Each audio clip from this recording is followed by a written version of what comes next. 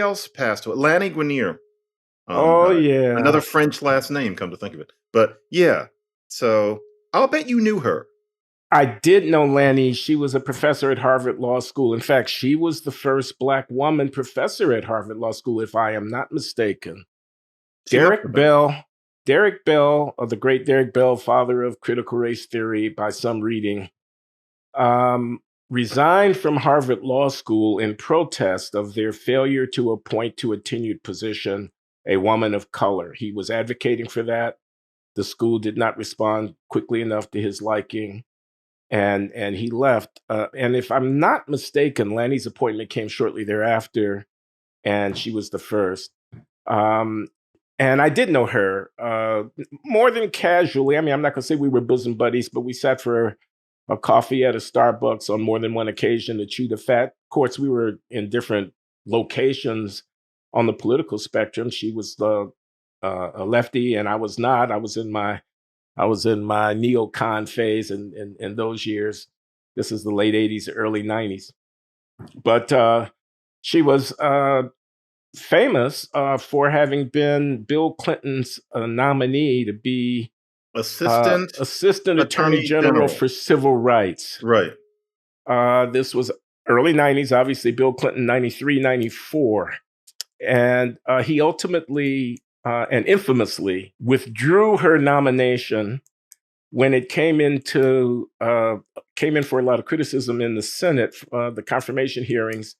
And he didn't think that he could take the hit of having her go through the confirmation hearing process and be rejected by the Senate. She was dubbed by the Wall Street Journal and others a quota queen. I can remember the editorial in the Wall Street Journal. Can't quite quote the title of it, but I'm pretty sure the phrase quota queen was in it. That might have just been the title, quota queen.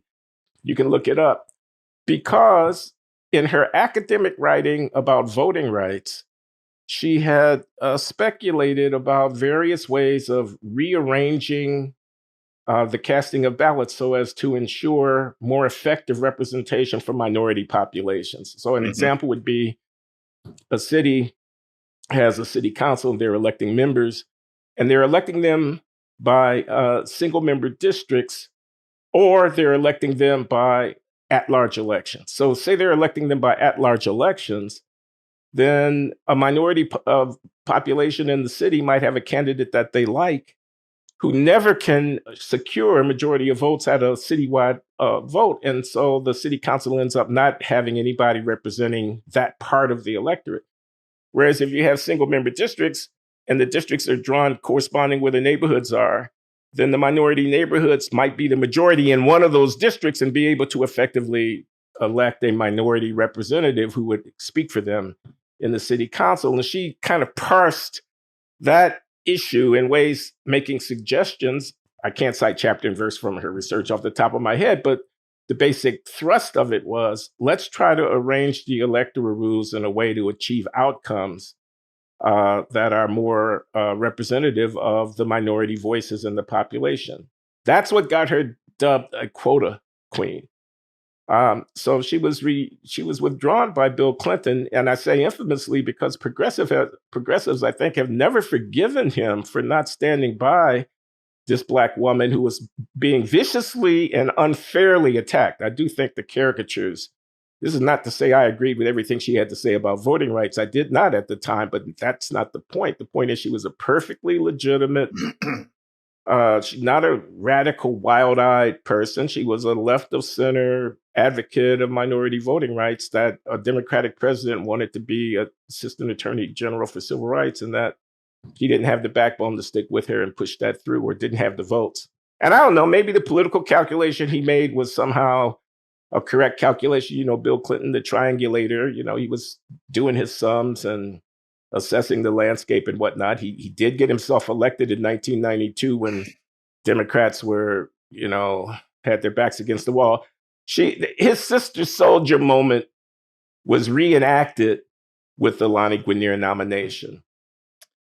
Yeah. You know, Glenn, something I don't usually do is I'm looking up something. Because there's something about Guinier that I never understood, and I'm not saying this in criticism, but I didn't I didn't understand quite what we were supposed to think. I thought that she did a paper with Susan Sturm where she did argue for quotas. And that can be a respectable opinion, but I thought her idea was that with affirmative action as opposed to voting, that things should be jiggered in some way so that, say, Black students are represented in the student body according to their proportion in the population. I actually thought she had argued that. And my question, and why I'm sitting here awkwardly looking in a book while talking to you, is because maybe she argued that after all of this happened. And now I'm looking. Okay. Sturm and Guinier, The Future of Affirmative Action, Reclaiming the Innovative Ideal, California Law Review, 1996. So that article is after what Yeah, happened it's with her with the after. Clintons. But I thought so I'm now thinking, I always thought she had made that argument, and I'm not saying that makes her a bad arguer or something, but it was always said she wasn't a quota queen. But she did make that argument. Well, yeah, I mean, No? of course. I mean, every progressive Black law professor in the academy was in support of affirmative action. I mean, I don't doubt that she made that argument. Right. The caricature quota queen, I mean, read welfare queen, except now we're doing quotas, Right. had a kind of connotation that I think was probably unfair. I mean, that's Yes. just my Yeah. reaction to it. It was an extremely offensive way of characterizing her. It was putting a real stink on her. Yeah, it was rhetorical. And anybody that was going to get a Democratic nomination for a civil rights head at the Justice Department was going to be friendly toward affirmative action. She wasn't in that respect different from the mainstream of the left of center academic population in the country. I mean, I don't know who actually took that position afterwards, but I'll bet you they were supportive of affirmative action, perhaps just not as vocally and directly. You mean affirmative action in the quota sense? In that? Well, come on, this is just playing with words, in my opinion. You're the linguist. This isn't about linguistics. We want. We're not for quotas. We're for affirmative action, but we're not for quotas. I mean, I think that's a distinction without a real difference. I mean, what they're going to say is we don't have a specific number in mind. That's what we think of as a quota. You have to get 12%. We just want a thumb on the scale that advances the thing. Now, it just so happens that it's going to come out 12%. Okay, but we don't really have quotas. Harvard in the Asian that argument, in the Asian case, Harvard doesn't really have quotas for Blacks. They just have, a well-rounded assessment of candidates that takes into account all the things. Except that when you look at the numbers, the Black populations are 10, 11, and 12% in every class going back the last 25 years.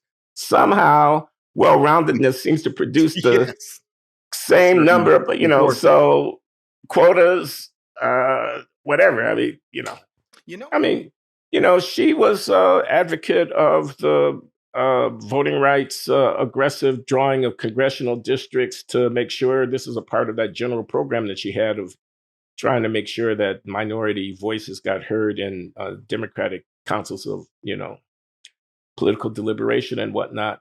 I remember a debate, Lani Guinier and the late Abigail Thernstrom, your friend and mine, my former friend, she's not here with us anymore. Abigail Thernstrom wrote a book, I thought a very fine book called Whose Votes Count, which was published, I'm going to say 1987. I may get the year not quite right. That book never got around as much as it should. It had a lot of very arguments. It was a very passionate, well-informed, deeply researched critique of the practice of drawing congressional districts so as to create majority-minority districts and of the use of that kind of theory of political representation for Black people at high levels of American government. She didn't think that the color of a representative matching the color of the constituents was the right metric for judging whether or not constituents were well represented. And she objected to these funny shaped districts where the redistricting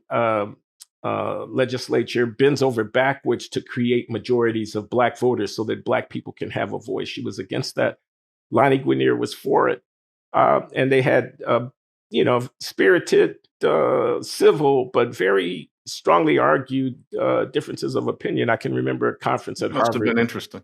where these ideas were being kicked around. The point that I wanted to make was Guinier's side has prevailed, to Those are almost 100% of what they mainstream wanted. views. Yeah. It's not even controversial anymore that you would Yeah. draw a congressional district in order to ensure that Black people get elected by constituting constituencies that are disproportionately Black, and in effect, inviting Black people to vote for the Black face as the signature indication that their political interests are being expressed.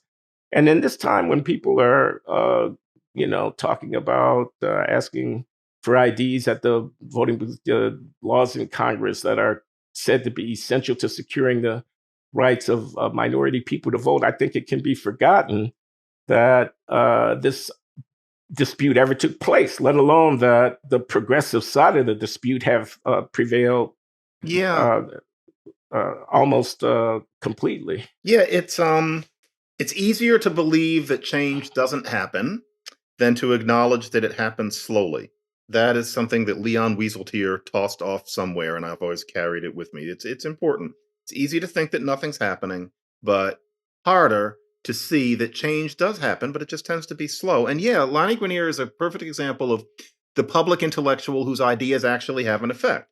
Now, it took a while. Nobody was expecting, what we now think of as normal back in the early 90s. But yeah, the proportional representation that looked so quote unquote crazy when she was associated with it back in the 90s now is, it's mother's milk in many places. I always wondered, and, I'm out of my lane and, theorizing about it. I was always a little shaky about her idea of the Black interest.